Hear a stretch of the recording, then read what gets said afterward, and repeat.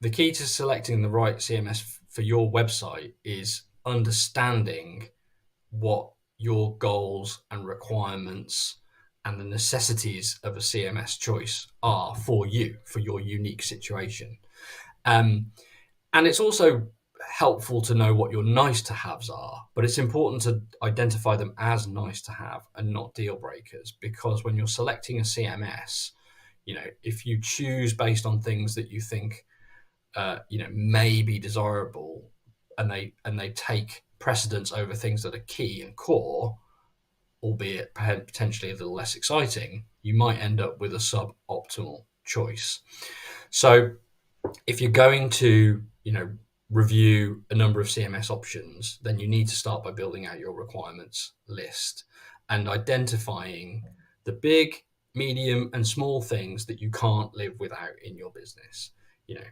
At the high end, it's going to be things like, what are the core objectives for this website? Is it lead generation for our pipeline? Is it supporting sales through other channels? Is it transacting online, getting people to buy and check out and pay on that website experience? Is it creating a community? Is it providing a learning service?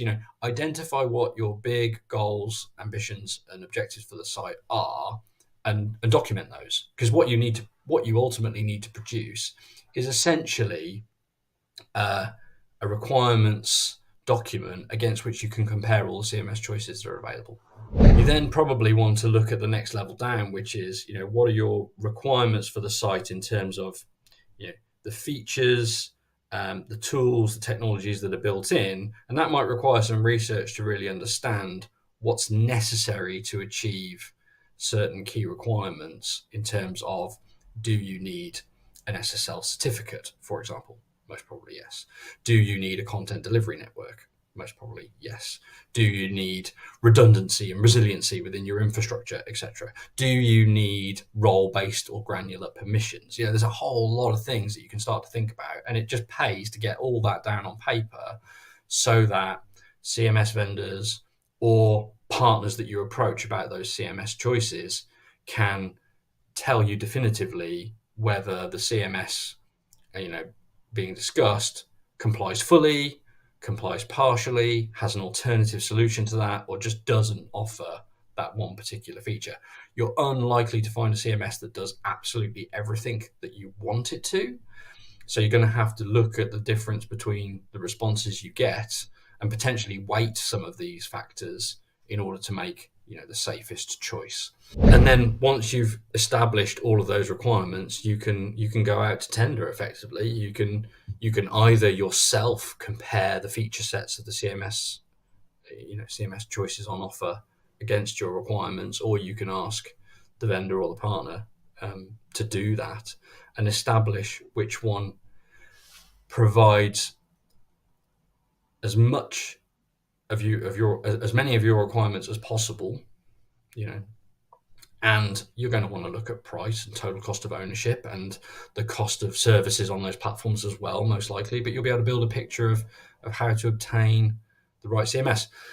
And it's important, I think, to prioritize the goals, and it's important to think about what your non-requirements and non-goals are too. So, for example, I think in 2024, if a business's goal is to generate pipeline through their website, and for a lot of B2B organizations with a moderately complex proposition, that's the number one goal.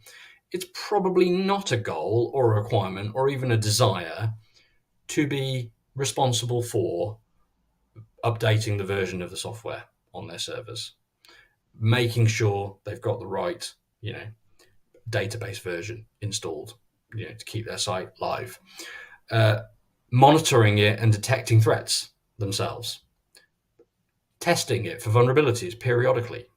These are all things that can be done by vendors nowadays.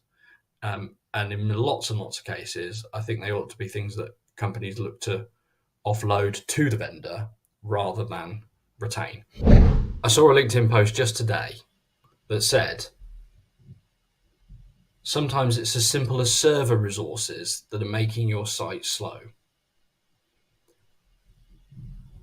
In one case, upgrading to a higher hosting package on a more powerful server solved the problem. And I'm like, if in 2024 you're a growing business and you have to worry about that sort of thing, you're potentially on the wrong CMS and on the wrong hosting platform for your goals and for your needs. And yes, there's lots of value in that post and that statement, and and there are lots of applications and situations where that approach to website hosting is the desirable one. But again, look at your actual goals, requirements, and needs as a business and align your choice of CMS to those. As an agency, we've specialized on and we recommend HubSpot for lots of these reasons, because for the majority of businesses that we're best suited to help, their goals, their requirements, their needs for their website, for the technology behind their website are so well served by the feature set that HubSpot have built into the CMS Hub. This thing incorporates all of the server infrastructure, all of the network infrastructure, all of the distribution, the content delivery network, the edge servers, SSL certificates, security, maintenance, testing, patching, updates, development, commercial support.